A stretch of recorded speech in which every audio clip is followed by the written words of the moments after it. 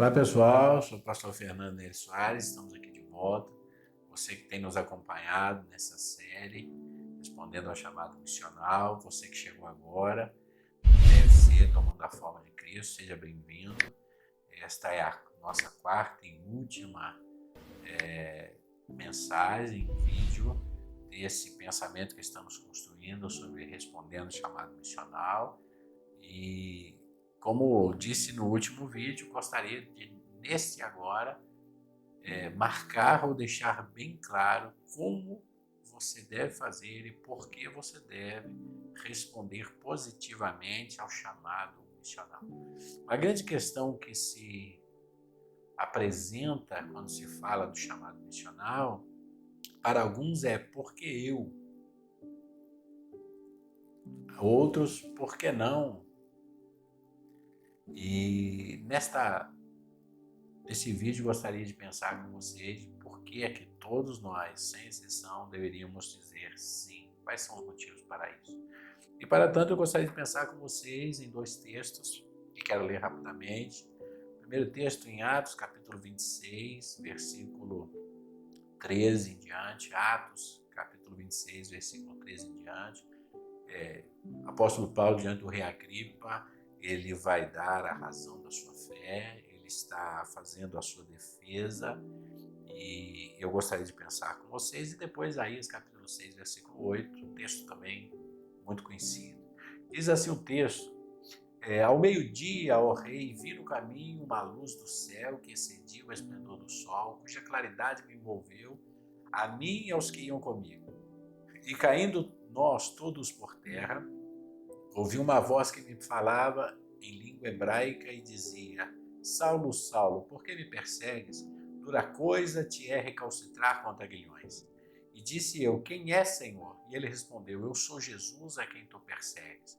Mas levanta-te e põe-te sobre os teus pés, porque te apareci por isto, para te pôr por ministro e testemunha, tanto das coisas que tens visto, como daquelas pelas quais te aparecerei ainda, livrando-te deste povo e dos gentios, a quem agora te envio, para lhes abrires os olhos e das trevas os converteres à luz e do poder de Satanás a Deus, a fim de que recebam a remissão dos pecados e herança entre os que são santificados pela fé em mim.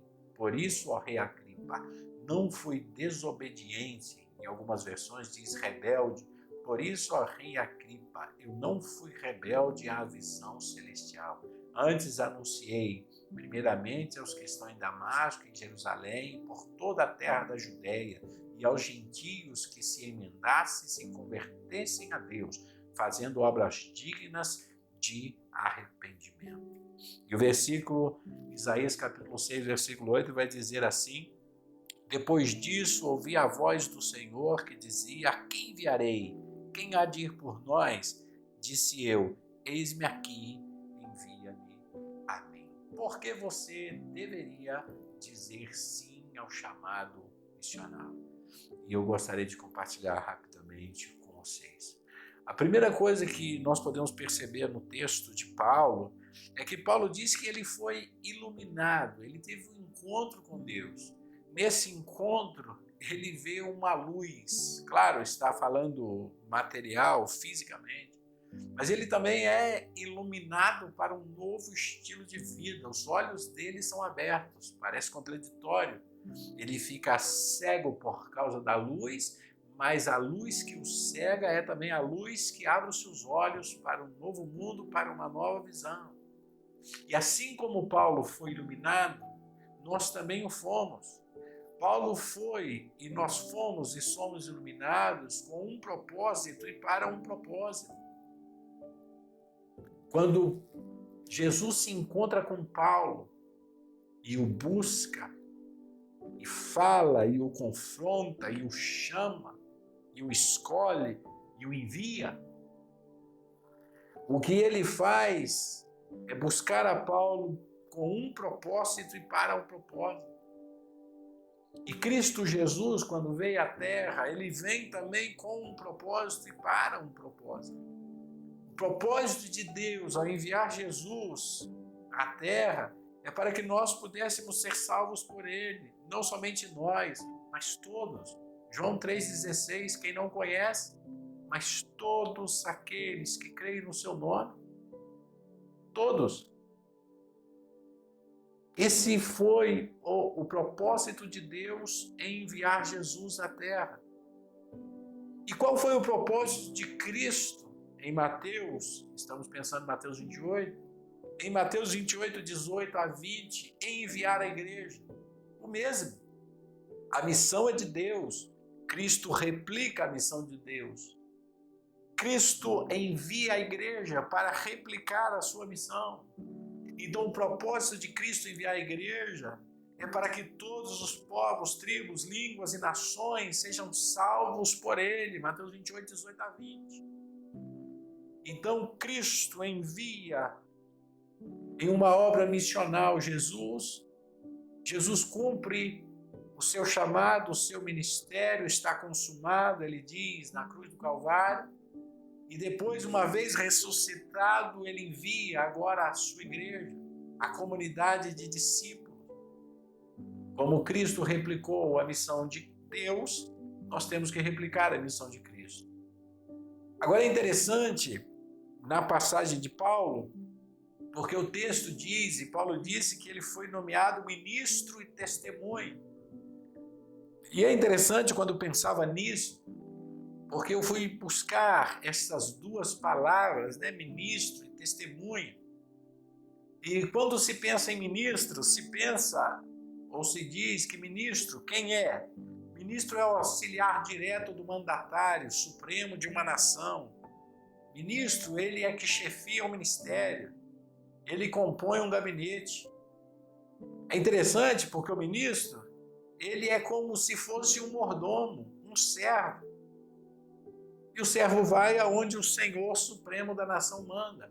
O ministro não tem autonomia para fazer o que quer, senão que ele participa do gabinete de um presidente para poder auxiliar na obra do ministério ou no mandato do presidente supremo da nação.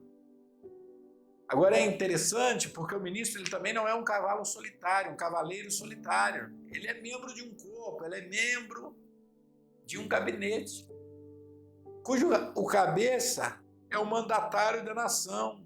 No caso da igreja, a cabeça é Cristo. Então, quando nós fomos nomeados ministros, o que Deus faz com Paulo e fez conosco é nos nomear para fazer parte de um gabinete cujo o cabeça é Ele.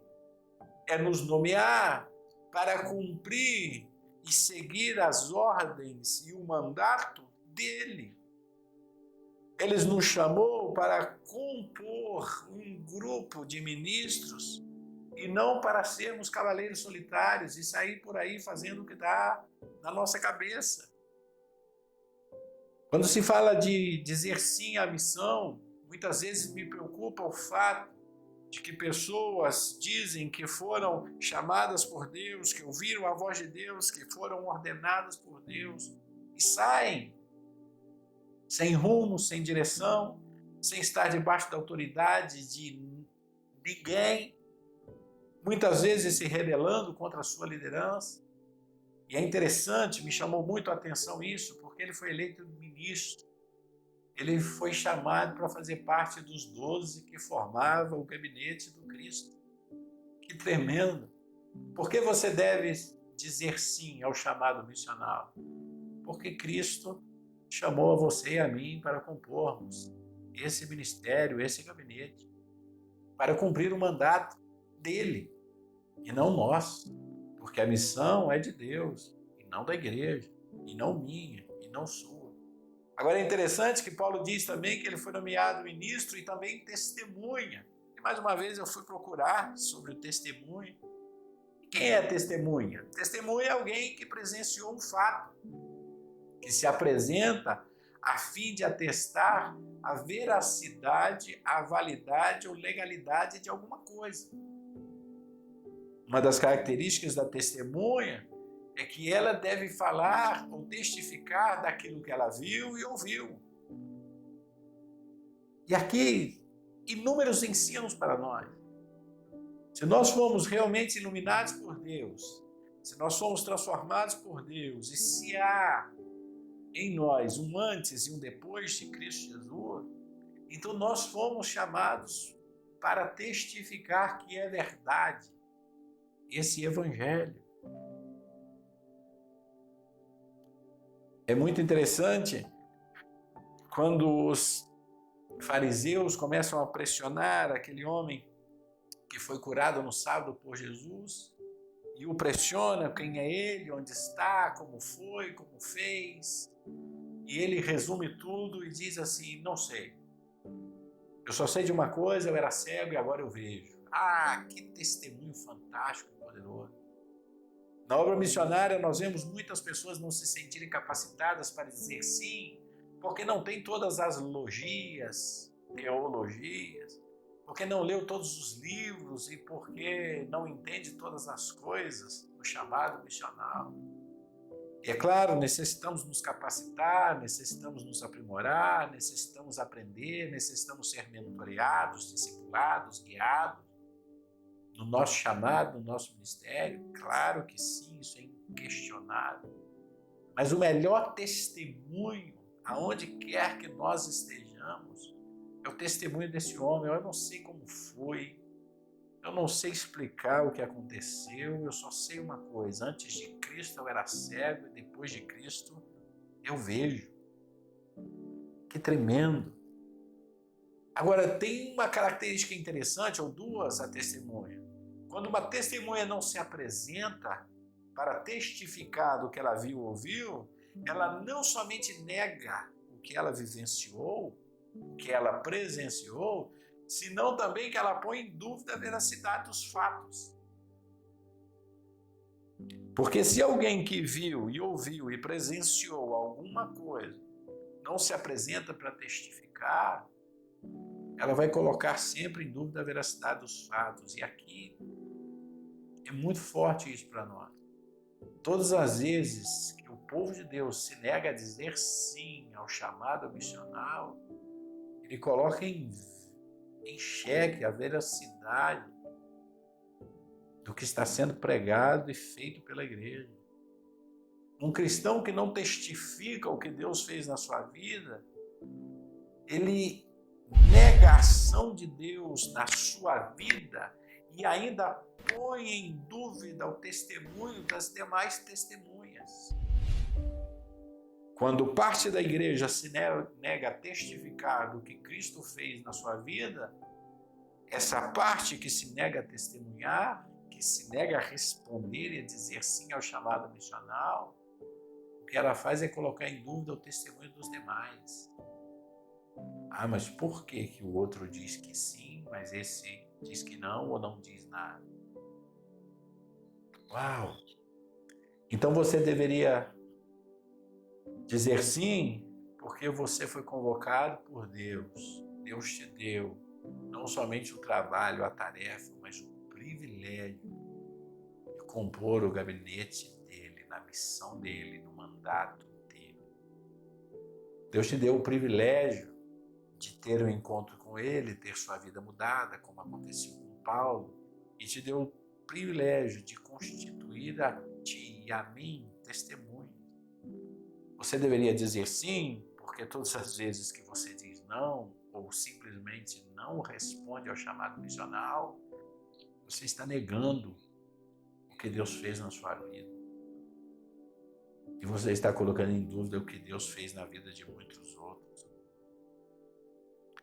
Outro motivo pelo qual você deveria dizer sim é que não há motivo para não testificar.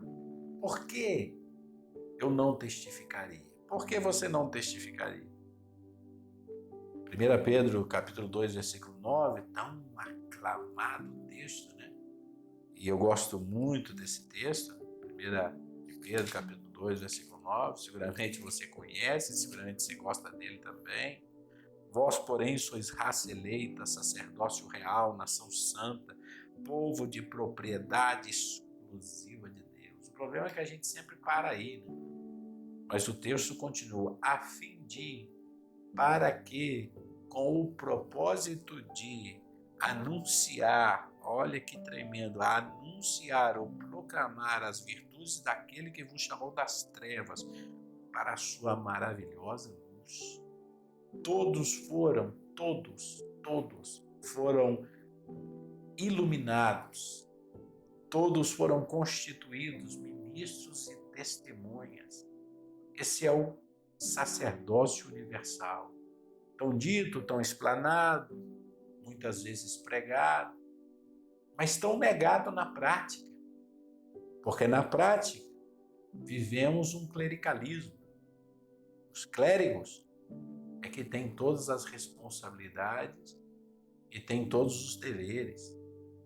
Quando o texto de Pedro está dizendo que não, que o sacerdócio é universal, que todos foram iluminados e que todos foram constituídos ministros e testemunhas. Não há motivo para você dizer, não, mas eu não fui chamado, foi. Não, mas mais nada. Se o sacerdócio é universal, se você faz parte dessa raça eleita, desse sacerdócio real, dessa nação santa e desse povo de propriedade exclusiva de Deus, você está enquadrado como ministro e testemunha. Todos receberam autoridade para testificar. Lucas 10, 19, se lembra? Eis que eu vos dou poder. Eis que eu vos dou poder. Jesus disse que todo poder me foi dado nos céus e na terra, e ele disse, eis que eu vos dou poder. Não, mas você já tem poder dado por Deus para pregar o Evangelho. Outro motivo pelo qual você deveria dizer sim, é porque todos foram enviados. Em João 20, versículo 19 e 22, Jesus vai deixar claro que assim como o Pai me enviou a mim, eu também vos envio.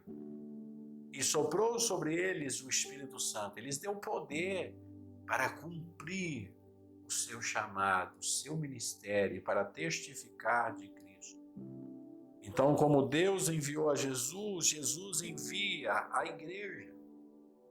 Assim como todo o poder foi dado a Cristo, Cristo dá autoridade à igreja.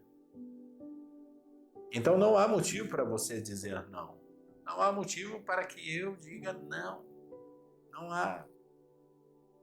Outro motivo pelo qual nós deveríamos dizer sim e pelo qual você não pode dizer não é que o Senhor nos prometeu guardar em todas as perseguições internas e externas. Não é o que Paulo disse? Paulo disse que por dentro muitos temores e por fora muitas perseguições. Então, a promessa do Senhor Jesus, e eu estarei convosco todos os dias, e eu estarei convosco todos os dias. Olha porque não há motivo e razão para você dizer não, porque Jesus disse, todo o poder me foi dado e eu dou poder a vocês. Assim como o Pai me enviou a mim, eu envio a vocês. E Ele não só envia, senão que Ele vai conosco ao dizer que eu estarei convosco todos os dias, até a consumação do século. Quando Jesus morre e é assunto aos céus, antes de ser assunto aos céus, Ele diz, eu vou, mas eu enviarei o Espírito Santo, o Consolador, que o Pai enviará para estar com vocês. Então não há nenhum motivo e nenhuma razão para temermos as perseguições, as agruras e dificuldades do ministério, tanto externas quanto internas. Outro motivo pelo qual não há razão para dizermos não ou para não responder ao chamado missional é que nada depende de nós, tudo depende dele. Porque não é o nosso poder, é o poder dele. Não é a nossa sabedoria, é a sabedoria dele. Não são as nossas palavras, são as palavras dele. Não é o nosso poder de convencimento, é o poder de convencimento dele. Paulo disse que ele pôs esta joia, essa preciosidade em vaso de barro, para que a excelência da glória fosse sempre dele. Então nada depende de mim, tudo depende dele. E se nada depende de mim, tudo depende dele, não há motivo para eu dizer não ou para ser omisso na resposta ao chamado missional. E é tremendo isso. Por que é tremendo?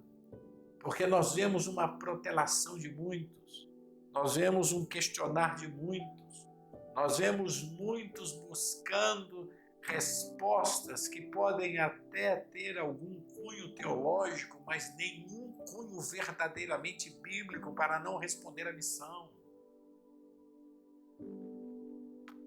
Nós vemos muitos se negarem a ir para a missão por dizerem que não estão capacitados, que não foram chamados. Muitos dizerem que têm medo. Muitos dizerem que quem sabe não deveria ser assim tão radical a missão. Meus queridos, se há algo que nós podemos aprender com a missão de Cristo, é que ele sempre foi, diz o texto sagrado, obediente até a morte de cruz. Quando Cristo desce do céu, ele já sabia aonde terminaria a sua jornada, a sua missão. Ele já sabia. Quando Paulo está no calabouço escrevendo a sua segunda carta, a carta ao seu pupilo Timóteo, ele diz: Timóteo, eu combati o bom combate, eu acabei a carreira, eu guardei a fé e agora para mim está somente reservada a coroa da justiça. Em outras palavras, Timóteo, eu estou indo, Timóteo, eu cumpri a minha missão. Mas sabe o que é interessante? É que Paulo não está dizendo, Timóteo, sabe o que? Eu vou deitar e dormir agora e os anjos virão me levar e amanhã me encontrarão na cama morto com um sorriso alegre de quem está se encontrando com Deus e quem viu a escadaria dos céus. O contexto de Paulo é uma prisão em Roma esperando ser decapitado. Quando Paulo diz, combati o bom combate, acabei a carreira e guardei a fé, e ele diz que está pronto para receber a coroa da justiça, ele não está dizendo, bom, agora eu vou descansar, ele está dizendo, bom, agora eu vou morrer pela causa de Cristo. Meus queridos, graças a Deus no mundo ocidental não nos exige, não nos demanda e não nos pede o sacrifício das nossas vidas, ainda que alguns já tenham dado as suas vidas por amor ao Evangelho. Mas uma coisa é certa, e nós temos que entender, não há nenhuma razão para sermos omissos, relapsos, ou para nos negarmos a responder ou a dizer sim ao chamado missionário. Porque todos somos iluminados por um propósito e para um propósito. Se você for observar todos os textos que falam sobre o Espírito Santo desde o Antigo Testamento, você vai ver que todos os textos vão falar de um Espírito Santo que desce para poder encher os corações. Se você vai observar em Isaías, capítulo 32, 58, Isaías diz que quando descer o Espírito Santo, a unção do Espírito Santo, o poder tão evocado do Espírito Santo, vai nos usar para gerar justiça e paz onde quer que nós estejamos inseridos. Em Joel, tão aclamado Joel, diz que a verdadeira unção operaria milagres, não para fazer festa e não para sair nas redes sociais, muito menos para cobrar rios de dinheiro do povo que recebe os milagres. A unção operaria milagres para que todos fossem salvos. Se vamos a Abacuque diz que a verdadeira unção faria notória a obra de Deus. E em Atos, capítulo 1, versículo 8, A verdadeira unção impulsionaria a igreja até os confins da terra. Em todos os casos, Isaías, Joel, Abacuque e Atos, o propósito da unção do Espírito de Deus sobre a vida dos crentes é para cumprir a missão. É para manifestar o reino de Deus. É para dar sequência à obra missional de Cristo Jesus. E mais, meus queridos, para já ir terminando. Nós temos que entender que dizer sim não é uma opção. Não é se der vontade. Dizer sim é um privilégio. Mas dizer sim também é uma questão de obediência ou rebeldia à visão celestial. Isaías diz, capítulo 6, versículo 8. Quem há de ir por nós? A quem enviarei? Paulo, diante do rei Agripa, ele diz, rei Agripa, eu tive um encontro com Deus, eu fui iluminado na estrada de Damasco, eu recebi um chamado, eu recebi uma missão dada por Cristo, a quem eu persegui. E, ó rei Agripa, eu não posso ser rebelde, eu não posso ser desobediente à visão celestial. Então, meus queridos, dizer sim não é muito opcional. Primeiro é um privilégio, mas depois também é uma questão de obediência ou rebeldia à visão celestial. Aqueles que se encontraram com Cristo, aqueles que foram iluminados por Ele, receberam um chamado e uma missão. E não pode ser que eles se neguem a cumprir. Que Deus abençoe a sua vida, que você possa ter aprendido um pouco mais, crescido com esses 4 temas que compartilhamos. O tempo é resumido, poderíamos falar tantas outras coisas, mas uma coisa é certa. Dizer sim não é uma opção. É uma questão de rebeldia ou de obediência à visão celestial. Que Deus possa abençoar poderosamente a sua vida. Se você não viu os outros vídeos, os outros 10, assista, porque é uma cadeia de pensamento que está sendo construída. E não somente os meus vídeos, senão de todos aqueles que estão ministrando aqui no TFC. Faça parte, siga o TFC, compartilhe o TFC com seus amigos em todas as redes sociais e seguramente você será abençoado, seus amigos serão abençoados através desse ministério tremendo e poderoso que é tomando a forma de Cristo. Eu amo esse tema, tomando a forma de Cristo, por quê? Porque realmente leva um tempo para ser igual a Cristo. Que Deus te abençoe, obrigado por estar conosco e siga com o TFC.